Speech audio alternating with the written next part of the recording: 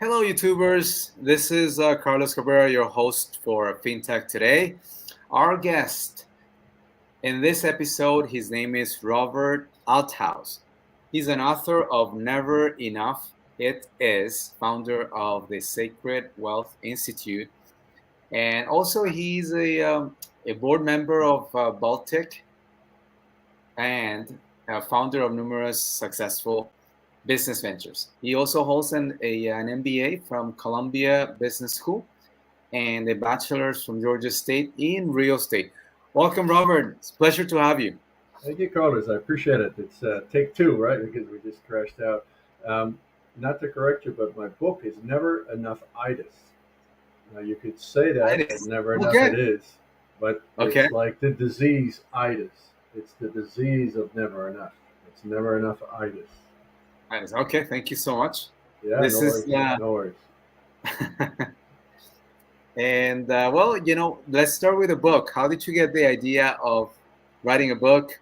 And what is apart from sharing with us your journey, what was it a certain situation that sort of pushed you to write a book or? It was actually, my life had kind of fallen apart. I was going through a divorce, and I finally realized and admitted that I needed some help. And so I went into therapy. And my therapist said, you've got so much repressed emotion just bottled up inside of you. Why did you journal? Why did you write about all this stuff? And so, really, the book started as self therapy. I was just writing about what happened in my life and the good things, the bad things. And, I was really just kind of going for this therapy. And that took about 5 months. And by that time, I had about half the book written. And only at that point was I starting to think, like, maybe I should make this book. And I eventually, mustered up the courage to have call a publisher and say, like, is this publishable? What do you think of my writing? Because I wasn't a writer, or at least not in my mind. And I was really surprised that the publishers really liked it, because here you had this guy that came from a Columbia Business School, Ivy League background, Fortune, I was a hot shot at G Capital, and then I went into business for myself. So, you got this alpha guy that's been, somewhat successful in the world, made a lot of money, then made a big fall from grace, and now he's talking about his emotions. He's talking about that roller coaster, that he rode, and what prompted him to do the things that he did, and how all of it kind of came apart. And then, he had to fall after this fall from grace. He had to kind of rebuild his life. So they were very interested in the story because they said, like, we get a lot of female writers writing about, what goes on internally, but we don't get a lot of guys like you that open up the kimono, so to speak, and talk about their emotions and their emotional life, as they go through these trials and tribulations of life, which we all go through. Not like we Yeah. don't have feelings. It's just most men don't express it as eloquently as others. That's right. That's right. And that's actually one of the things that piqued my interest when I um, just run into excerpts of your book. Usually, like you say, so I think that you are onto something here, because we all need to nowadays. A big theme is mental health, and if you don't deal with your internal dialogue, as you know, then it can create health problems and a lot of problems. Well, In and there are big problems Yeah. in this. We look at some of the professions, like the highest suicide rate is more in the legal profession. Yeah. It's higher than any other profession. Right? And so here we are, very successful partners, senior people, supposedly on top of the world, and somehow inside of something died inside of it. Right? We have very high propensity for alcoholism in both the medical and legal community, but also in the business world. So there's a variety of things that disproportionately affects men. And these are just statistics. I'm not saying that to make any kind of case about gender or it's Right. better or worse, but men are disproportionately challenged with um, heart disease. And where does heart disease come from? Yeah. Well, you've been pushing yourself too Mhm. much, right? Because eventually your heart is going to give out. It's an unhealthy lifestyle as well. Men have high blood pressure, which has to do with stress. Stress is a huge causation of high blood pressure. It's very prevalent in men. And the more successful men are, they tend to have higher blood pressure, right? So what's going on there? Suicide rates, alcoholism, drugs, gambling addictions. I mean, all these things are like noticeably higher with men than they are with women. Mhm. And so even what we perceive to be successful in our world, there's oftentimes that comes at a very high cost. That's true. Very true. I agree with you 100%. I think that the worst part of that, just on a small personal note, is that a lot of times you could have, for instance, high blood pressure, and you wouldn't even realize it, and that's even more dangerous. That was my case. I always thought that uh, only people after, say, older than 55 would have that problem, and it turns out that I have it too. So you never know. Right, right, right. Yeah, yeah, Now the thing is, though, right? High blood pressure, and there's many different things. yeah, In our medical system, though, we go to the doctor and say, "Doc, fix it," yeah. and he gives you a pharmaceutical intervention. And he hasn't fixed anything. He's just dealing with the symptoms, right? That's right. Because the real question is, why do I have high blood pressure? Because that's not your natural state. Hmm. Your body is perfectly intelligent. It can handle, existing just fine. Right. What it cannot handle is unhealthy lifestyles, unhealthy diets, unhealthy sleeping patterns, unhealthy levels of stress. I mean, I could keep going. And this is where all these things are an effect of, right? So we got to look at the cause. I mean, what's causing all this stuff? That's right. And in terms of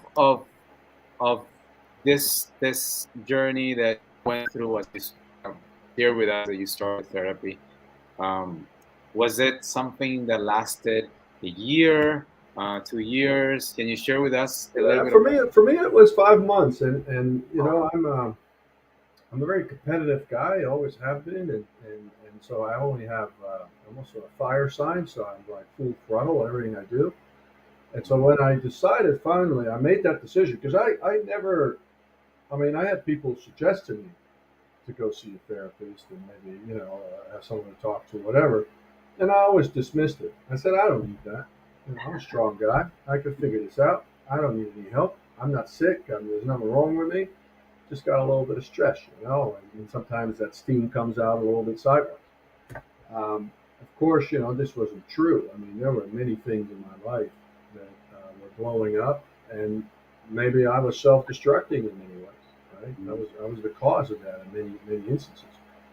So when I finally did go to therapy, I basically went 3 4 times a week and 5 months straight, and then she basically told me like, "There's not much else I can do for you. This we've kind of completed this trajectory," and I had gotten from a pretty deep low to I had kind of stabilized the ship. Let me put it that way. Mhm. And that was really, I think, the official start sign to go really deep into a spiritual journey. I had a spiritual awakening in 2015. This is kind of what triggered all this. Mhm. And at the time, I didn't know it was an awakening, but later I recognized it. And then I started reading. I started going to various retreats and workshops and do courses, and I became a certified yoga teacher, and I did everything under the sun because I was going to figure it out. And Right. so, like anything else, I just went after it.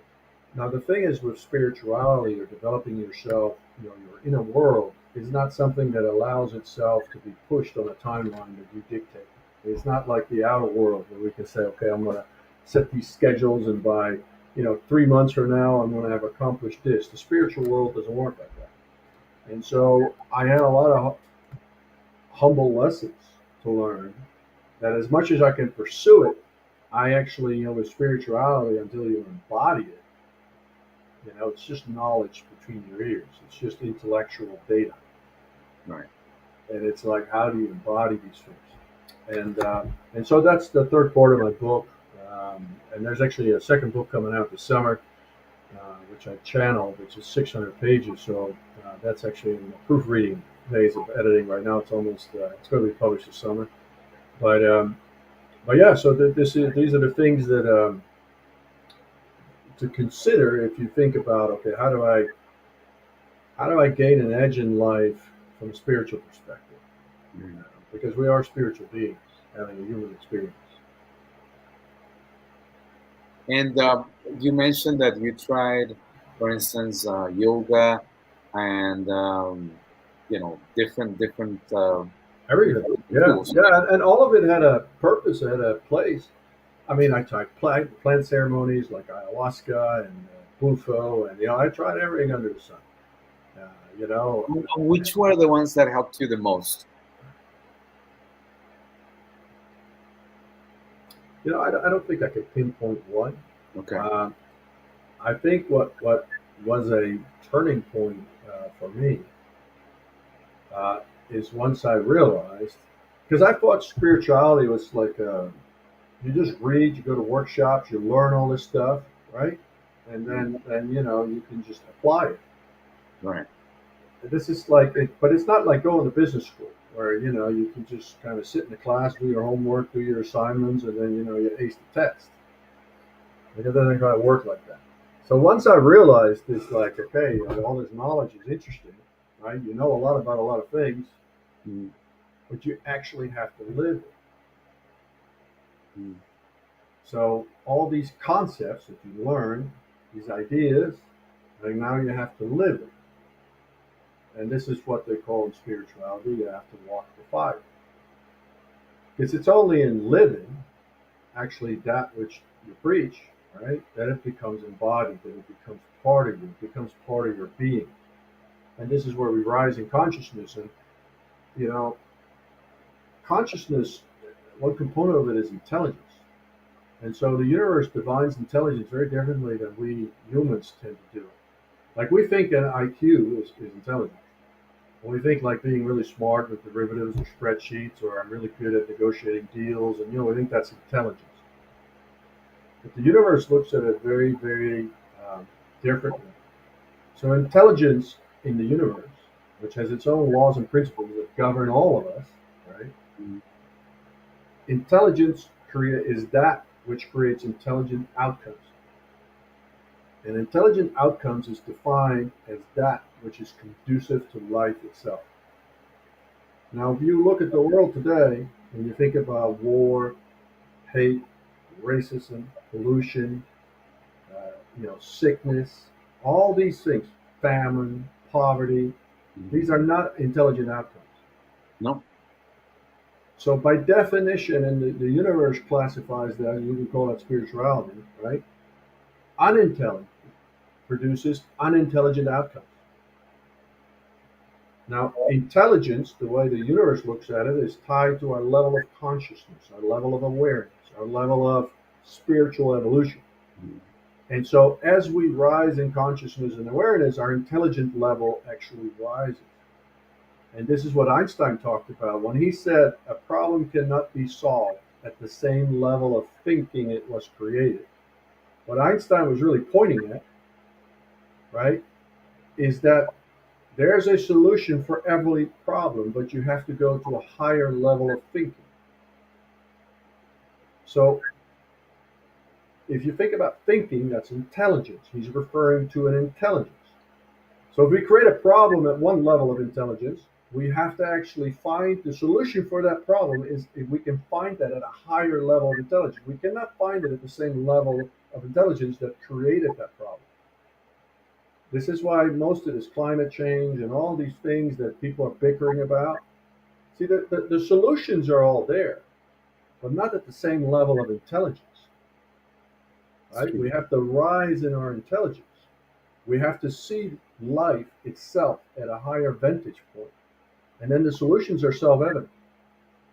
Now, when you take a higher vantage point, take an extreme example, right?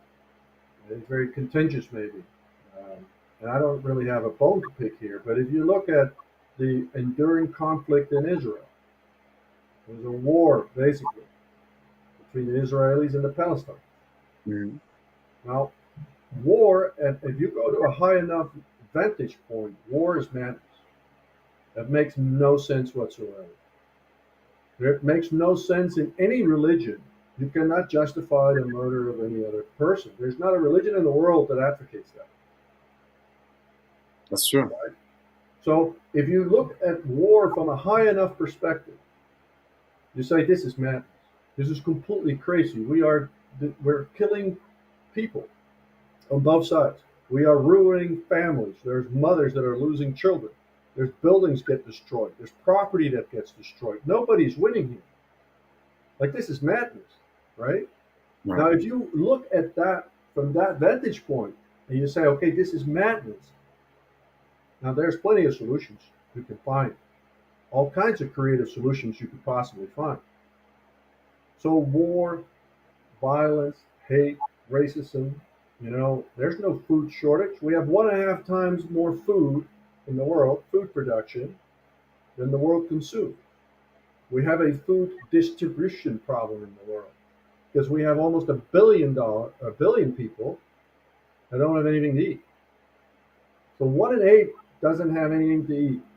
Yet we produce 1.5 times more food than we need. We produce already enough food for 12 billion people right now. We just waste a lot of it, That's right. right? So that's not intelligent. That has nothing to do with intelligence. That has to do with being very rigid in economic systems that are not serving life itself. Very true. Sorry to go on this long No, spiel, no, but it's a different way of looking at this world. no. It is interesting, and I always mention that in my teams, and um, I always let people know that as you travel more, it's exactly what you're saying. You realize that that we are very fortunate here to have all the things that we have, but there are places where the things that we take for granted over here are very valuable there, or are very scarce, or non-existent, which is even worse. So yeah. Mark Twain also said, travel is the antidote to prejudice and ignorance. Mhm. Yeah, for sure. It's very, very hard, very challenging. If you actually would invest the time to sit down with someone that you do not know, maybe of a religion that you are not familiar with, or a nationality you're not familiar with, or maybe a race or a creed that you're completely unfamiliar with. And if you sit down with that person and you try to break some bread and just have a conversation, more likely than not, Mhm. it's extremely difficult after that experience, right, Mhm. to hate that person Yeah, or to resent that person. yeah, Because what you're probably going to find is that for the most part, we're all the same. We yeah, all just want to have a happy life, exactly. right? There's actually very little differences. We all have the same needs. We want to have shelter. We want to have a family. We want to be loved. We want to be recognized. We want to be seen. We want to be heard. We want to be valued. Mhm. All 8 billion of us, we have the same basic needs. That's the only difference is how you go about pursuing those needs. Of course, Yeah. yeah, of course. How do you just switching subjects a little, Robert? Sure. How do you maintain that eternal flame you talk about? Well, one of the beautiful things, when you go through kind of the trials and tribulations that I did, is that you really start to appreciate life for what it is. Because I had everything. I had a lot of money, and I had a beautiful house, an oceanfront community here in Miami, and I had the cars, toys, and you name it. Right. But I was really empty on the inside. I was really unfulfilled. I was always moving the goalpost. Every time, when I made the next marker in wealth or cars or this or that, it's never enough items. It was never fucking enough because Mm. I was already looking at the next thing.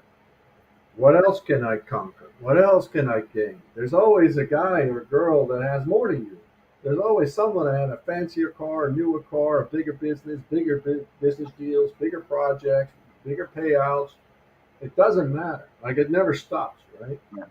And so if you're stuck on that carousel and you're measuring your self worth by that, that's a miserable game to be stuck in, Yeah. actually. You Mm. become a prisoner of that game. You don't own the game owns you, right? Now, once you lose, for what happened for me is I had a natural disaster wipe out one of my businesses, which cascaded into this. It triggered this disintegration of my balance sheet, so to speak. So it was one deal that I had invested in that I had a personal guarantee on. I got wiped out by a hurricane in 2017. And that just set in motion these dominoes falling, where between September when the hurricane happened and by Christmas, I was sitting down with a divorce attorney, a bankruptcy attorney, and trying to get a building permit to rebuild this damn restaurant that got wiped out by the hurricane. Yeah. And when you lose almost everything, when life hits you with catastrophe, calamity, Mm. or crises, right? It's really it's a gift wrapped in sandpaper because now we get to realize what's really important. And so these moments of truth that we each in some way encounter in our lives, these are really the pivotal moments because we get to realize, we lose a dear, we lose a loved one, maybe in a car accident, or maybe a kid gets sick, or something happens to us, Mm. right? That just rattles us. It Right. shakes us to our core. Well, we're actually reminded in that in a almost poetic way how much beauty in life we're not recognizing because we just take it for granted. We just think it's normal that it's always going to be there until something rocks our boat. And so I keep this outlook now because I remind myself, two things. To first look for the beauty in everything, because it's a choice to look for it. It's a conscious choice in the morning. Am I going to look for all the beauty in my life, or am I going to look for all the shit in my life? You're going to find whichever one you desire. I mean, like you're going to exactly find that, right? Yeah. And the second thing is there's, Heraclitus, it's a Stoic philosopher. He Mm. said, "Nothing ever is. Everything is always becoming." So we have this notion that life is fixed, that we can control it, and we can't control shit. Life is literally just flowing through us. And there's all kinds of stuff that we have maybe a perception we can control it, but really we can't. We can't control individually very much. We can control ourselves and our perception of it, but we cannot control what happens in the outside world. There's too many factors that we don't control. Even in our own business, we have employees, we have customers, we have competitors. We control very little, Yeah. but we control how we show up and how we perceive things. That we do control. So once we realize that, like now life becomes very beautiful, very poetic. And sometimes it feels like shit because things don't go the way we wish. But then sometimes things go beautiful, and it all is just becoming. It's not nothing is static. It's not. It's always changing. Do you think that in terms of someone pursuing this eternal flame and this true happiness, do you think it gets easier as the person gets deeply into the process, or do you think it's always a challenge? No, I don't think it's a challenge at all. because this is what is on the inside of each of us. Like No. I'm not special. I'm not like some special guy that I was encoded with different, you know, divinity codes than anybody else. I just life hit me over the head with a two by four, Mm. and I had nothing to hold on to anymore in the outside world, and so it forced me to go explore this inner world and draw my strength from there. Right. Because up to that point, my entire work was tied to my performance in the outside world by the markers we typically use, like how rich are you? What are the titles? What are the accolades? What are the degrees, the diplomas? Well, that's how the outside world keeps score, right? Right. Mm. But that's not really what this universe cares about.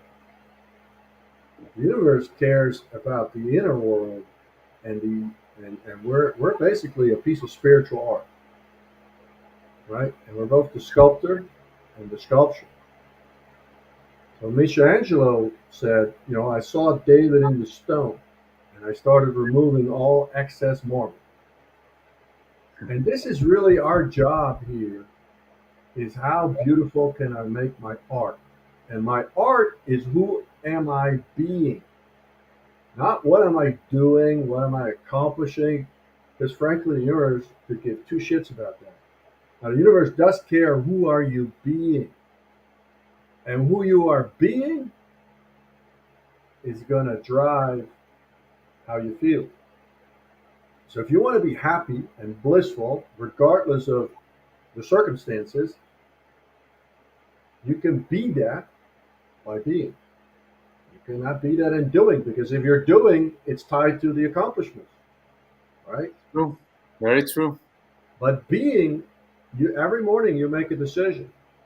Every morning you have a blank canvas. Who am I being today? Am I going to be loving, kind, compassionate, courageous, strong? These are choices.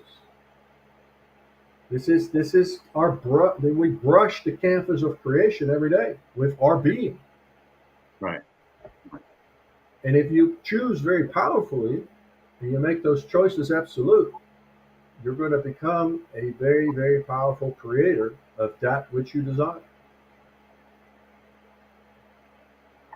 I would say that if we get to do that on an everyday basis, like you're saying, yeah, definitely. I think that that's as close to perfection as someone can get. If you can ask yourself every day that question and get to a point of some measure of success in that journey, And every situation. yeah, yeah, Like when something happens, maybe you have a fight with your wife, mm, right? And then you have a choice in that moment. Who am I going to be? Am I going to be a loving husband? Am I going to be a scorned husband? Am I going to retaliate, hurt her back, or am I going to be loving? What does a loving being do? Well, he says, "Hey, listen. Let me understand that a little bit. Talk to me. Right? Explain it to me. Whatever that is, right?" I give this example of it because people are like, "Well, I don't really get it." So imagine you're a smoker, yeah, right? And you decide it's time to quit. mm, So you quit, right? And the next time you're at a party or whatever, someone offers you a cigarette, you could say, "No, thank you. I'm trying to quit." right, Or you could say, "No, thank you. I don't smoke."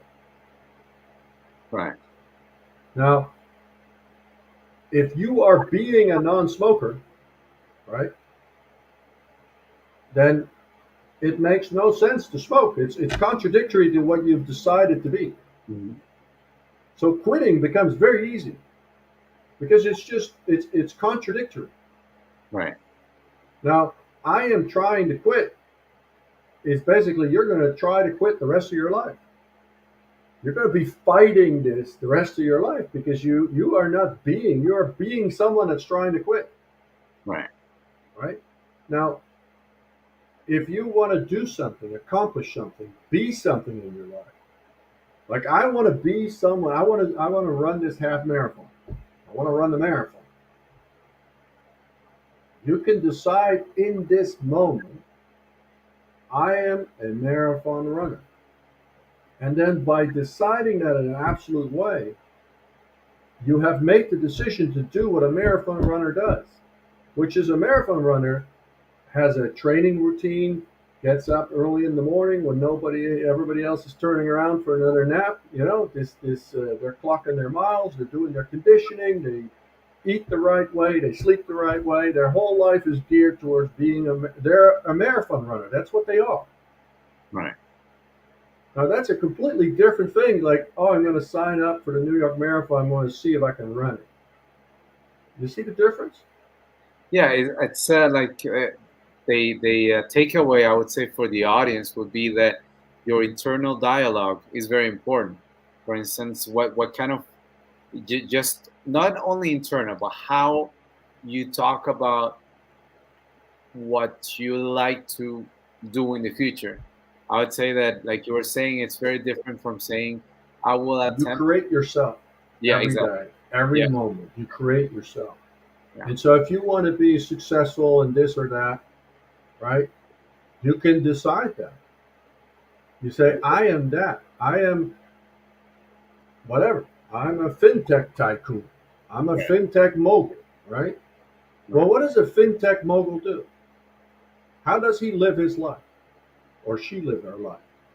Yeah, What did they do? How do they breathe? How do they learn? How do they network? How do they whatever, right? yeah, Because if you decide that that's what you're going to be, then your doing becomes a mirror of what you decided to be.